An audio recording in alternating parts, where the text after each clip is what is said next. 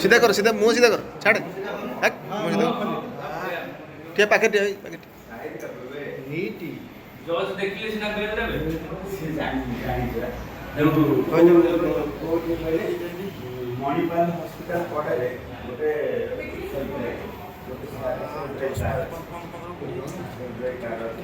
हाँ यही नहीं जा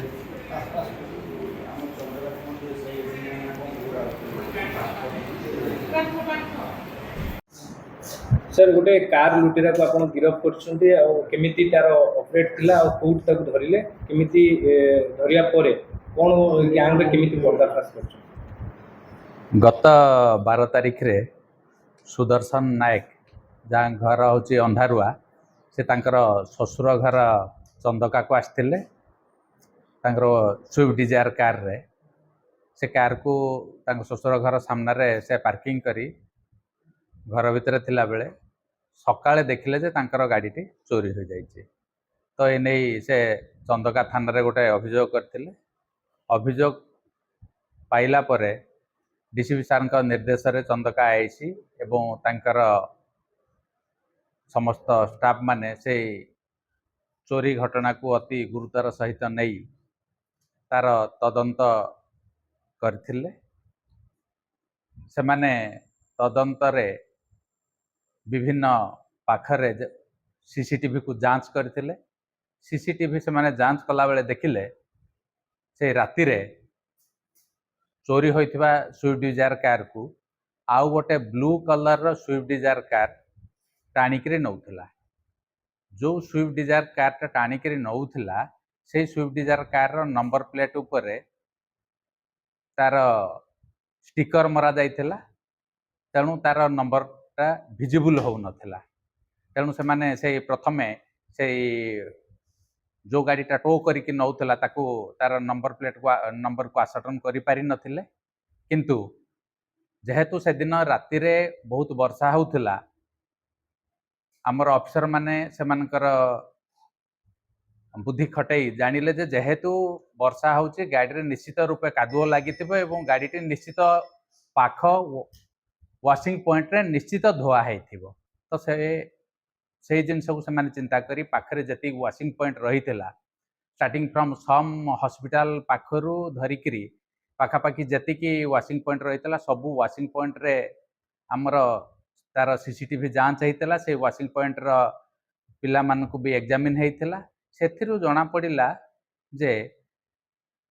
सम हॉस्पिटल पाखरे गोटे वाशिंग पॉइंट थिला जोठी ए घटना परे परे से स्विफ्ट डिजायर कार जो नील रंगर स्विफ्ट डिजायर कार जोटा गाड़ी को टो करथिला से गाड़ी धुआ होता। तो से गाड़ी रो नंबर को आसटन करागला एवं नंबर आसटन परे तार मालिक को आम जो पचारू से मालिक गोटे खंडगिरी रे थिबा गोटे सेल्फ ड्राइव सेंटर रे से गाड़ी को से कहले जे मु से सेल्फ ड्राइव सेंटर रे से गाड़ी को भड़ा सूत्र रे देछि एवं खंडगिरी रे थिबा से सेल्फ ड्राइव पॉइंट को जते बेले पुलिस इन्वेस्टिगेशन करेले से जगह रे सेठे जानिले जे मनदीप चौधरी ता घर होची एक्चुअली तुरंग अनुगुल रो से गाड़ी को सही दिन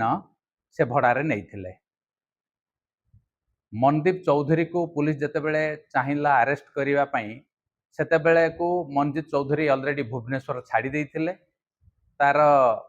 तेणु तांकर लोकेशन पुलिस को मिली नथिला। विभिन्न जगार रे पुलिस रेड करला परे गोटे रिमोट एरिया रे अनुगुल रो पुलिस तांको धरिबारे सक्षम होइथिला एवं ताकू अरेस्ट कला परे एवं इंटरोगेशन कला परे जना पड़ा जे तार आगुरु 4टा केस रे से संपृक्त होई जेल जाइथिला। लिंगराज थानार 2टा केस, भरतपुर थानार गोटे केस आउ खंडगिरी थानार गोटे केस 4टा जाक होची गाड़ी चोरी मामला एवं ता एगेंस्ट रे 129 बीएनएसएस मध्य दिया जाइथिला एवं गत जुलाई मासरे से जेल रु मुकुली एवं जेल रु मुकुला परे ए कांड करछि। ए गाड़ी की चोरी करके लेके से घोड़ा जंगल में सर्विस ଦେଖନ୍ତୁ ଏ ଗାଡ଼ିକୁ ଚୋରି କରି ନେଲା ପରେ ସେ ଭୋଳା ଜଙ୍ଗଲରେ ଛାଡ଼ିବାର ଉଦ୍ଦେଶ୍ୟ ହେଉଛି ସେଠି ସେ ଗାଡ଼ିର କିଛି ମେକାନିକାଲ ଫେଲୁଅର ସେ ଗାଡ଼ିରେ ଆସିଲା ସୋ ଦ୍ୟାଟ୍ ସେ ରାତିରେ ଆଉ ଯଦିଓ ବି ଚାହିଁଥିଲା ସେ ଗାଡ଼ିକୁ ନେଇଯିବା ପାଇଁ ତେଣୁ ଗାଡ଼ିକୁ ନେଇପାରିନଥିଲା ଏବଂ ବାଧ୍ୟ ହେଇକିରି ସେ ଗୋଟେ ଗାଡ଼ିକୁ ଗୋଟେ ଆବାଣ୍ଡନ ପ୍ଲେସ୍ରେ